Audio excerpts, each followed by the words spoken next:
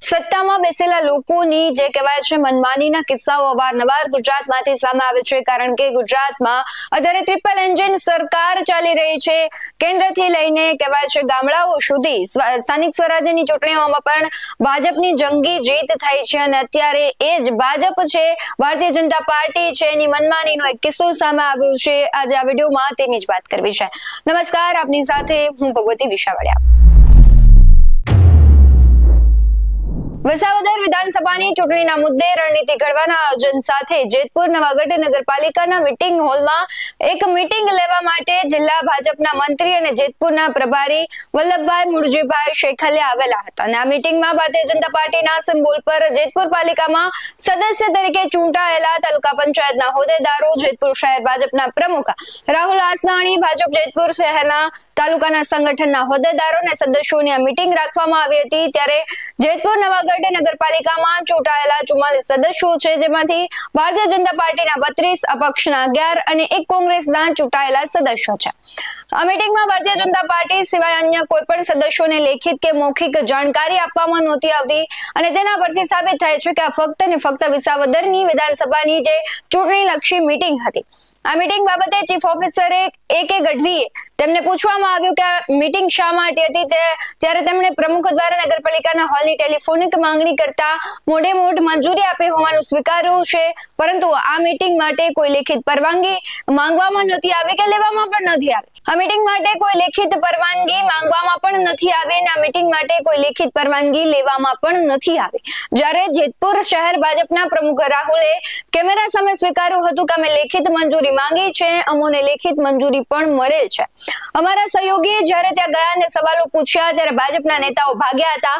સૌથી પહેલા આપણી સાથે ફોન લાઈન પર જોડાઈ ગયા છે વરિષ્ઠ પત્રકાર મનોજભાઈ પારગી, તેમની સાથે જ વાત કરી. જી મનોજભાઈ, વિસાવદર વિધાનસભાની ચૂંટણીને લઈને સમગ્ર રાજ્યમાં ગરમાવો આવ્યો છે. એની સાથે જ જેતપુર નવાગઢ નગરપાલિકાની મીટિંગ હોલમાં એક મીટિંગ યોજાઈ હતી. શું હતી સમગ્ર ઘટના?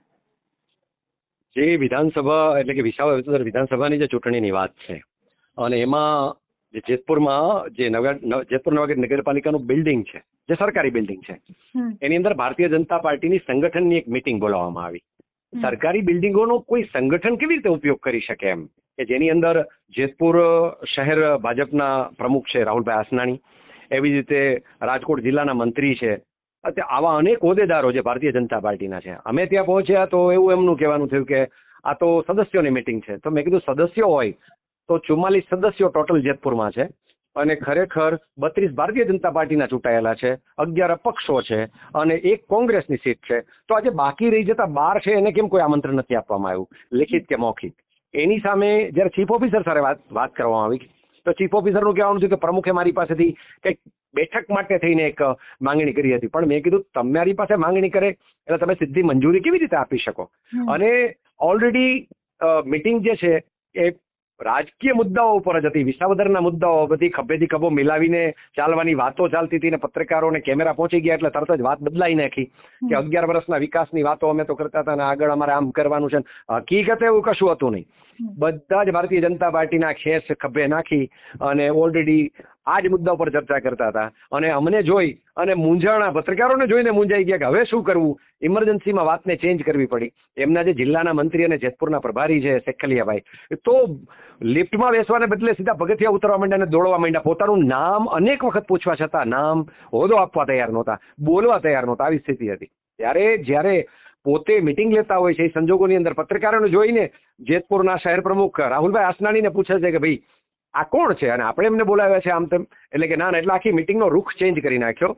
પણ ખરેખર એક સત્ય જોઈએ તો વિસાવદરની ચૂંટણીના મુદ્દે બોલાવેલી મિટિંગ હતી. ભલે એ લોકો સ્વીકારે નહીં, કારણ કે બધાને જોઈ ગયા એટલે વાત આખી ચેન્જ કરી નાખી.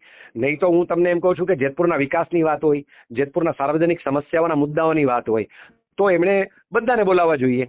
તો બીજા તો કોઈને બોલાવ્યા નથી. ત્યારે આજ સંજોગોની અંદર એક કોંગ્રેસના ચૂંટાયેલા મહિલા સદસ્ય અને એક અપક્ષમાંથી જે ચૂંટાયેલા છે ભરતભાઈ કોરાટ, એ પણ હાજર હતા. એ પોતે કહે છે કે આવી રીતે મિટિંગો ના થઈ શકે ને અમને કોઈ આવી જાણ નથી. ત્યારે પટ્ટાવાળાને, એટલે કે આજે જાહેર રજા છે, તમે વિચાર કરો કેટલી જોહુકમી છે આ લોકોની. પટ્ટાવાળાને બોલાવે છે, પટ્ટાવાળા પાસેથી 8:30 વાગ્યામાં બિલ્ડિંગ ખોલાવે છે, પટ્ટાવાળા પાસે બધું સાફસૂફ કરાવે છે રજાના દિવસમાં અને બધું જ જે કંઈ પણ છે એ એમની પાસેથી કામ કરાવડાવે છે, ચા પાણી દેવડાવે છે. તો આ એક એમ કહેવાય કે જોહુકમી છે. એક પક્ષની છે ને જોહુકમી છે, આવી રીતે ના કરી શકાય. અને બિલ્ડિંગનો મિસયુઝ કર્યો, માની લો કે એને ચીફ ઓફિસરે પરમિશન આપી હોય, તો કોઈ પક્ષની મિટિંગ માટે થઈને જ્યારે ચીફ ઓફિસર પરમિશન આપતા હોય તો એમની સામે પણ કાયદેસર કાર્યવાહી થવી જોઈએ. તો હવે કાલ કોઈ કોંગ્રેસ વાળા માંગશે, પરમ દિવસ આમ આદમી પાર્ટી વાળા માંગશે, એના પછી કોઈ પણ અન્ય પક્ષો માંગશે. એટલે આ કઈ પ્રાઇવેટ પ્રોપર્ટી થોડી છે. અને પક્ષની કોઈ મિટિંગ કરવાની હોય તો એના વ્યક્તિગત કાર્યાલય જે એમના હોય ત્યાં કરવાની હોય. આ તો કોઈ જાણે કે પૂછવા વાળું જ નથી. આ એની હિંમત એટલી બધી આવી ગઈ છે હવે કે આપણી પાસે બહુમતી છે ને આપણે કોઈ પૂછવા વાળું જ નથી. આ તો કોઈ એક વાત લીકેજ થઈ કે ભાઈ આવી એક મિટિંગ છે ને પત્રકારો અચાનક પહોંચી જાય છે ત્યાં અને કોઈની પાસે જવાબ નથી, એકબીજાની ઉપર ઢોળે છે. એમના પ્રભારી એવું કહે છે કે ભાઈ ખરેખર તો સદસ્યોએ ગોઠવેલી આ મિટિંગ છે. ત્યારે એને સદસ્યોને જાહેરમાં પ્રશ્ન પૂછવામાં આવે છે કે આમાંથી કોઈ આયોજક હોય તો બોલો કોણ આયોજક છે. આયોજક તરીકે કોઈ આગળ આવવા તૈયાર નહોતું. આવી પરિસ્થિતિ હતી.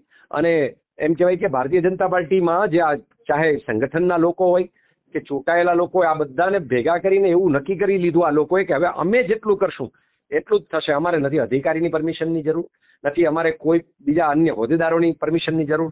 હવે અમારી ઈચ્છા થશે ત્યારે આ ખુલશે. એની ઈચ્છા પડે ત્યારે સવારે 9 વાગે રજાની અંદર આ મિટિંગ હોલ ખુલે છે. આ તો સારું થયું. આમાંથી કોઈના દીકરા દીકરીના કોઈના લગ્ન પ્રસંગ હોય અને એને ઈચ્છા થાય કે અમારે અહીંયા કરી નાખવું છે એટલે કરી શકે. આ તો એના જેવી વાત થઈ. એટલે બહુ જ જેને કે ભાઈ કેવડો મોટો સંદેશ હવે લોકોની સામે જાય છે કે આ લોકોને હવે કાંઈ ફેર પડતો નથી. ચૂંટાઈ ગયા, હવે તમે તમારી રીતે અમે અમારી રીતે. ભગવતી, જે પ્રમાણે મનોજભાઈ કહી રહ્યા છે કે ત્યાં જે મીટિંગ હતી તે ખાસ કરીને ભાજપના સદસ્યો દ્વારા જે કહેવાય છે તેના કાર્યકરો દ્વારા વિસાવદરની ચૂંટણીને લઈને કરવામાં આવી રહી છે. જે કહેવાય મીટિંગ છે તેમાં કોઈ પણ પ્રકારની મંજૂરી લેવામાં નથી આવી. અને ખાસ ત્યાંના હું દ્રશ્યો તમને પણ બતાવવા માંગીશ કે ત્યારે મીટિંગ દરમિયાન અમારા સહયોગી ત્યારે પહોંચ્યા હતા ત્યાં અને કેવા દ્રશ્યો જોવા મળ્યા છે તેના પર નજર કરીએ. આને કવર કરી દીધું.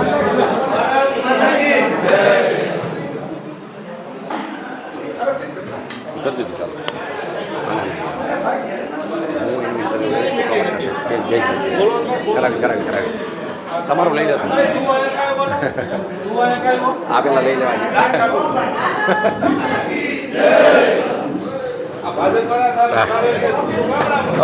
આજે શેની મીટિંગ હતી ને આપ આવ્યા છો અહીંયા? એમ નહીં, તમે આ જેતપુર નગરપાલિકાનું બિલ્ડિંગ છે, આ કોઈ સંસ્થાનું, આ ભારતીય જનતા પાર્ટીનું બિલ્ડિંગ નથી. તમે શેની બિલ્ડિંગ, તમારું નામ શું, તમે શેના માટે બિલ્ડિંગ હેન્ડલ કરતા હતા? નામ નહીં આપો તમારું નામ નહીં આપો. તમે શેની મીટિંગ હતી? પછી આ જે સદસ્ય આ પક્ષના છે, આમાં ભારતીય જનતા પાર્ટીનો ખભે ખભો મિલાવવાનો ન હોય.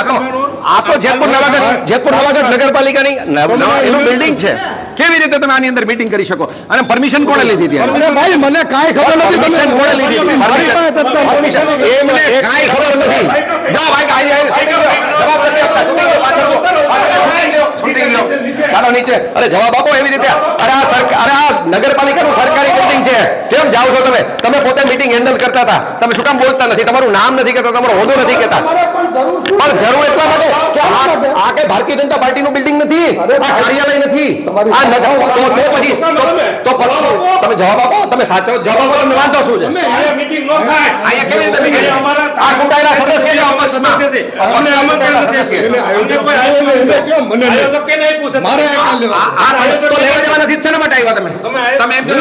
મારે જે મને કામ આપેલું હતું, કામ સોંપ્યું હતું એ મને જિલ્લામાંથી કામ સોંપ્યું. કોણ જિલ્લામાં કોઈનું નામ હોદો? જિલ્લાનું નામ હોદો આપો. પ્રદેશમાં એનું હોદો બોલો. તમને નામ આવ્યું હોય બોલો. શા માટે પણ? અરે તમે મીટિંગ, આ પક્ષની મીટિંગો લેવા માટેનું, આ બિલ્ડિંગ પક્ષની મીટિંગો લેવા માટેનું છે. આ ચૂંટાયેલા સદસ્યો માટે છે. જેતપુર નવાગઢ નગરપાલિકાની જનતા માટે બિલ્ડિંગ. વાત હાવ હતી છે. પણ તો કેવી રીતે ના કરી શકો તમે? પણ તમે ભાગો શું કામ? તમે વાત તો કરો. તમારું નામ નથી આપતા.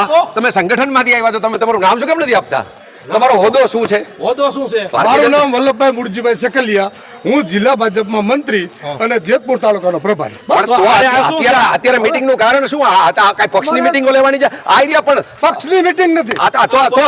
તો બીજાને કેમ નથી બોલાવ્યા? બીજાને બોલાવ્યા શું કામ નથી? બીજા 44 સદસ્યો છે. 44 સદસ્યો શું કામ નથી? વિસાવદરમાં બધું અંદર પેલા વિડિયો આવ્યો એમાં બોલ્યા તમે. 44 આ ક્યાં આપણે વિસાવદરમાં ખંભે ખંભો મિલાવ એવું હું નથી બોલ્યો. વિસાવદરનું બોલ્યો નથી હો ભાઈ. બરોબર. એટલે જે હોય આ એમની આ ગાડી લઈને આવ્યા છે શેની meeting છે ઈ તો કહેતા જાઓ. હા એમ આ કોંગ્રેસમાંથી ચૂંટાયેલા સદસ્ય છે એમ કઈ બોલાવો હોય ને તમે ખભેથી ખભા મિલાવો હોય તો બધાને મિલાવો શું કામ આમ કરો છો તમને ખબર નથી કે અમે સભ્ય છીએ નગરપાલિકાના એમ. કાંઈ વાંધો નહીં બેન પણ એમ નહીં તમે કહો તો ખરી આ મીટિંગ મૂકીને આયલા જ આવી રીતે જવાબ ના આપો એટલે એ પ્રમુખ બરાબર શેના માટે શેની મીટિંગ હતી શેની મીટિંગ વિસાવદર માટેની બરાબર અત્યારે એ પોતાને પ્રભારી કહે છે કે જેતપુરની અંદર આવી રીતે એનો જિલ્લાની અંદર હોદ્દો છે તમે વિચાર કરો કે આ પરિસ્થિતિ છે અહીંયા બોર્ડ એમનું લો સરસ મજાનું બોર્ડ છે મંત્રી રાજકોટ જિલ્લા ભારતીય જનતા પાર્ટી પછી નંબર લો કઈ ગાડી હતી વળી પાછું ભૂલાઈ જશે નંબર લઈ લો હા એમ અત્યારે હવે ગાડી રિવર્સમાં જાય છે અને ધીમે ધીમે બહાર જાય છે આવા જ વધુ અહેવાલો સાથે ફરી મળતા રહીશું. તમે અમારી YouTube ચેનલને સબસ્ક્રાઇબ કરવાનું, અમને Facebook અને Instagram પર ફોલો કરવાનું ભૂલશો નહીં. બાકી અવનવી અપડેટ્સ મેળવવા માટે આપ જોતા રહો OBS 90 ન્યૂઝ. નમસ્કાર.